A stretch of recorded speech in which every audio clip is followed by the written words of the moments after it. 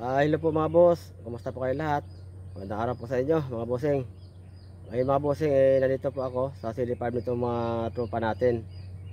At kukuha ako mga boss ng update dito para mabalitaan ko naman kayo. Kasi dito sa amin mga boss, 8 araw dito na umulan. So tingnan ko mga boss ito ha, kung hindi ba talaga ito nilapnos. At ikutin ko mga bossing.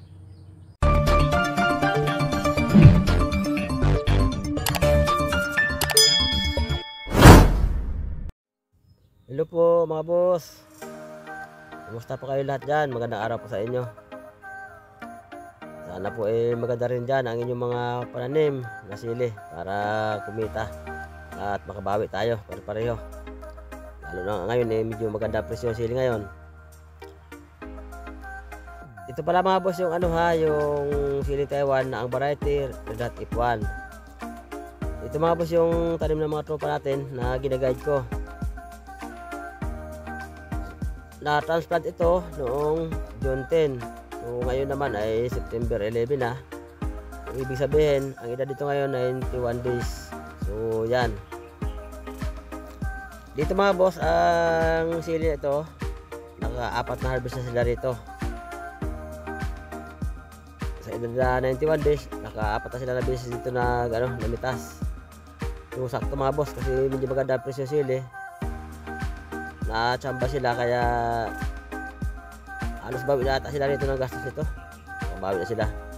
Ito mga boss, kung makita natin, kaunti lang yung mapupula ngayon kasi kapipitas sila noong nakarang araw. Pangalawang araw daw pala ngayon nakalipas noong namitas sila. Ay ang ginagawa ko nito mga boss, napapitas sa kanila lingguhan para maganda-ganda yung pagkahinog at marami-rami pagka lingguhan yung pitas. Kumbaga medyo bunso yung yung pitas. So naka-4 na pitas na sila dito mga boss, edad 91 days. Kaya ko ito mga boss balikan, makalipas na naman ang ilang linggo. Tingnan natin mga boss kung hindi pa ba talaga tinamaan, para malaman natin yung mga diskarte ng pag-alaga kung sakto ba. Kasi dito sa amin mga bossing, dito, umulan dito ng 8 araw na straight na pag-uulan. Hindi naman tuloy-tuloy na ulan. Pahinto-hinto naman. Ibig sabihin sa loob ng 8 araw at gabi umuulan, na maya-maya umuulan, tapos hinto, uulan. So ganyan mga boss. So iniikot ko ito mga boss, titingnan ko kung tinamaan ba ng lapnos. Kasi dito mga boss sa bunga doon sa nilakaran ko, wala pa akong napansin mga boss na may tama ng lapnos. Malinis pa ng mga bunga. At napakarami ng bunga talaga ng sili ito. Ayun mga boss, nakikita nyo naman siguro sa video natin, ang kapal talaga ng bunga. Ayun marami na rin naman mapulang bunga. So wala ako mga boss nakita may tama ng lapnos pa. Ayun naka-4 na harvest sila ito mga boss, parang hindi na bawasan yung bunga at malalaki ang bunga. Ito mga boss ito yung sili Taiwan na Red F1. Sa mga boss natin na magtatanong kung anong variety. Red F1 po ito ng Swiss seeds. Ang lupit mga boss ng sili ito, dami talaga bunga at kasi nga dami rin sanga. So patuloy lang ako mga boss ito na iniikot ko lang ito ng iniikot hanggang sa maikotan natin lahat para tingnan natin mga boss kung talaga bang epektibo yung pag-alaga nito. Mamaya mga boss yung doon sa mga boss natin na viewers at mga avid viewers ng channel ko na ito, punta nyo lang mga boss sa comment section at doon ko lang ilagay mga boss yung brand ng fungicide At medyo umiiwas kami mga boss magpakita ng brand kasi napopromote sila ng libre. Pasensya na mga bossing, hindi ko na sa inyo may pakita na actual yung bote ng mga pesticide na ginagamit dito. Ilagay ko lang mga boss sa comment section, doon nyo na tingnan kung ano mga brand. Kasi ilang taon din kami na halos nagpapakita ng mga brand ng insecticide at saka fungicide, promote sila mga boss ng libre.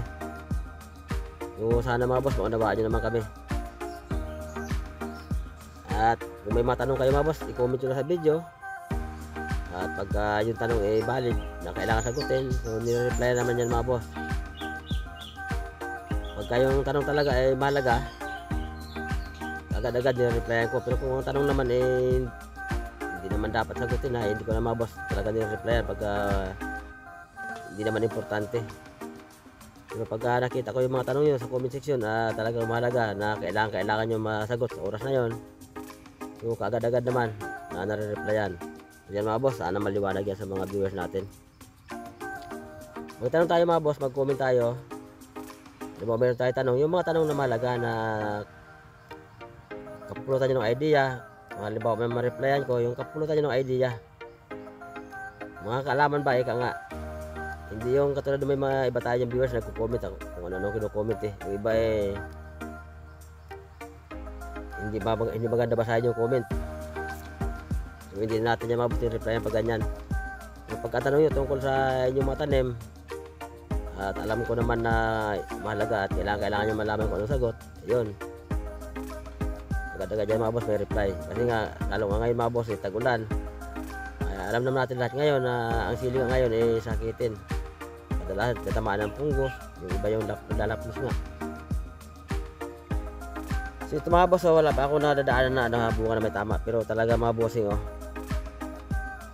pansinin nila mga boss sa video, napakadami talaga bunga ang kapal ng bunga talaga ayun kaso wala, siyempre nakaapat na pitas pala naman sila, talaga marami pa talaga yan. Kasi itong siling Taiwan sa mga bagwa natin mga bossing, ang una na nito na hinog na bunga, yung bunga talaga sa baba. Kasi yun ang unang tumubo na bunga yun ang unang nabuhay.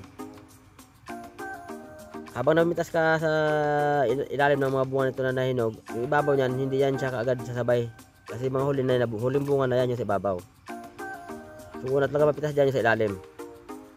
Mula sa Y hanggang sa mga sanga, doon na mga boss yan na unang mapipitas. Yan para sa mga busat na baguhan. Wala pa talaga ito mga boss ako napansin dito na na tama ng lapnos So yun nga, mamaya puntahan nyo sa comment section at kung ilagay mga boss ang ginagamit ng mga fungicide dito para hindi tayo mga boss makapag-promote ng libre. So kumbaga ayun lang ng mga viewers ko at subscriber ko. So, mababasa nyo na mismo sa comment, hindi na natin i-display mismo sa screen yung yung brand ng mga bote para hindi namin sila ma-promote ng libre. At yan naman, pag nagtanong kayo, sinasagot naman yan, replyan naman. Ang kapal ng bunga mga boss ng sili ito talaga Kaya dito mga boss sa batikan na yung mga tropa natin, nagtanong tayo sa kanila at andito sila mga boss, kasama rin natin. Hindi ko na lang sila napitikan ng ng camera. Sabi nila halos bawi sila rito sa gastos. Kasi natsaban na ito mga boss yung medyo magandang presyo talaga. Kaya mabilis makabawi. Lalo nga yung nag-ulan ng 8 araw sa amin bigla umangat yung presyo ng siling Taiwan. At sa mga kapwa ating farmers sa ibang lugar naman na nasa lanta ng bagyo, medyo nalugi sila kasi nga yung iba hindi pa nakabawi, nagkamatay ng sili at nadaling ng ulan, yung iba nalubog ng baha. So ito na mga boss yung siling Taiwan, ito na mga tropa natin ito. Hindi ito siya madadali ng tubig kasi mataas ito, mataas yung area na ito. At saka yung mga kanal ito nakaayos talaga ito. Bago ito tinanim kasi noon, talaga pinasigurado sa kanilang kanal na kung sakali man dumating yung ulan nakalaban talaga sa tag-ulan. Kaya yung sili buhay maganda, hindi siya nadali ng tubig. So ito mga boss ang update ng siling Taiwan. Ito mga tropa natin, 91 days after transplanting. Sa pataba mga boss na ginagamit dito, ano lang itong ginagamit ng pataba, hindi ko sila pinapagamit dito ng mga pataba na yung mamahalin. Ano lang mga boss, yun lang complete triple 14 tsaka urea. Saka siyempre may halong galo silang putas, yung 0060. At paminsan-minsan naghalo ko sila ng calcium nitrate. Kasi kailangan nila sili naman yung calcium.